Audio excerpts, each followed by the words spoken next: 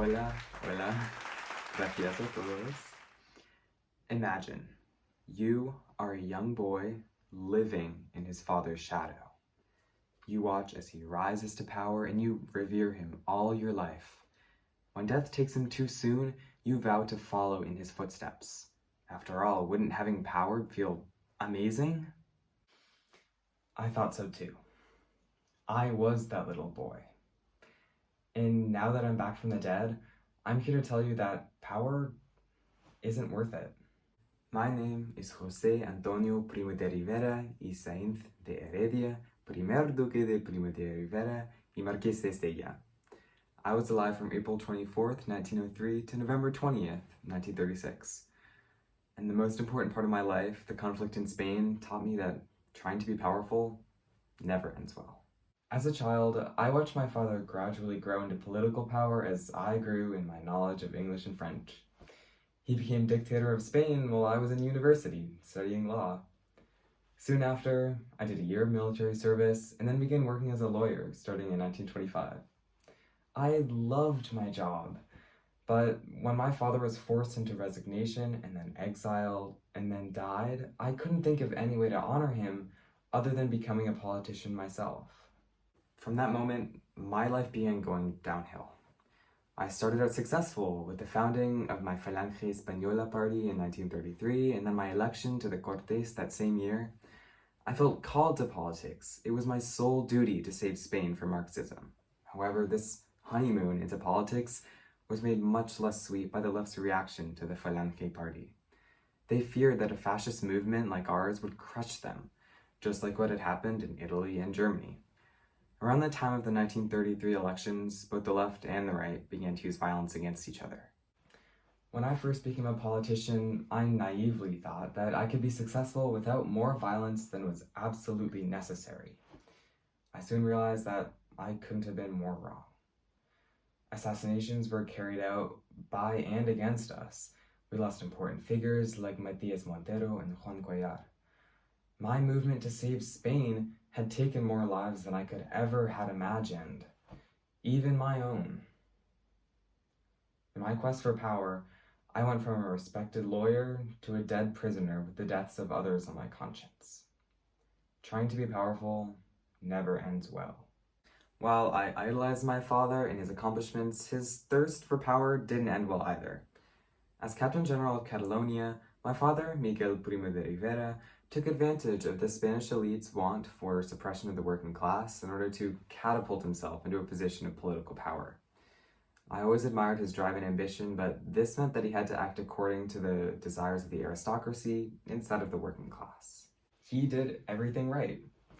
He successfully suppressed all opposition to his regime and worked towards emulating Mussolini's corporate state. As I now know, pursuits of power never go according to plan.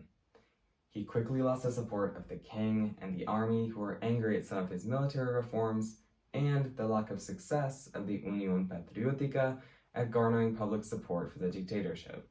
All at once, military generals seemed to turn against him, and fearing a coup, he decided to transfer power to a transitional government. When this plan also had limited support, he resigned on the 28th of January, 1930. Almost as quickly as it began, my father's political career was over. He died less than 2 months later. Even when everything goes right, it can only do so for so long. Although he gained power successfully, my dad, Miguel Primo de Rivera, died sad and alone and powerless. I know that his part of the conflict in Spain wasn't my own experience, but I learned a lot from his failure. I thought that by avoiding what he did wrong and improving what he did well, I could break the mold and hold on to power.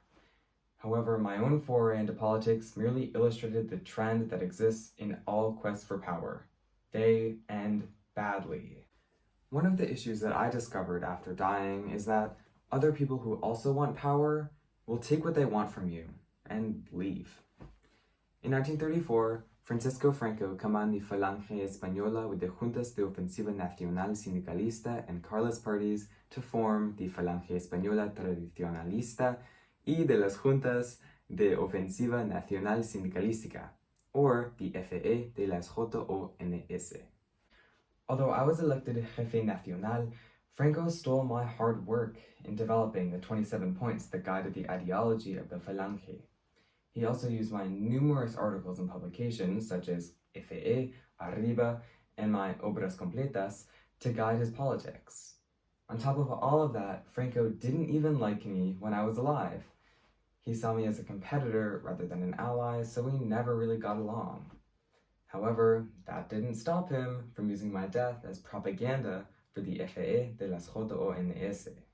Not only did Franco take advantage of my execution, his association with Falangismo contributed to the decline of the movement because his politics over time drifted away from fascism. Because of Franco, my political party was abolished on April 1st, 1977. Thus, the conflict in Spain reaffirmed a truth that by then I knew all too well, that when in the pursuit of power, anyone with similar goals will take advantage of you whenever they can. In this way, it's hard for a story about power to end well, because it's hard to truly trust anyone. Similarly, my experience in the conflict in Spain taught me that trying to become powerful turns your allies into your enemies.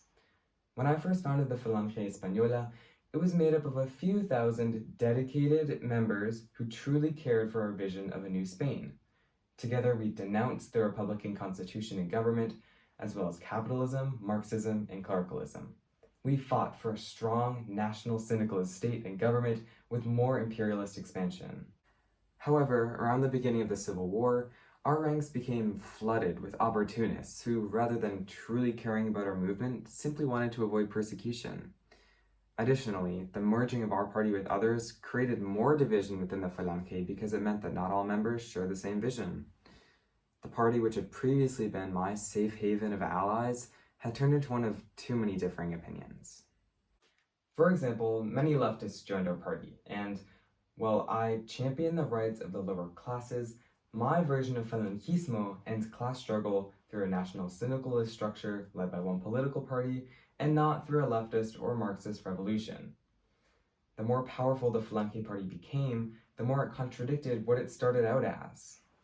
Thus, the struggle for power in Spain taught me that the pursuit of power turns your old allies into your new enemies.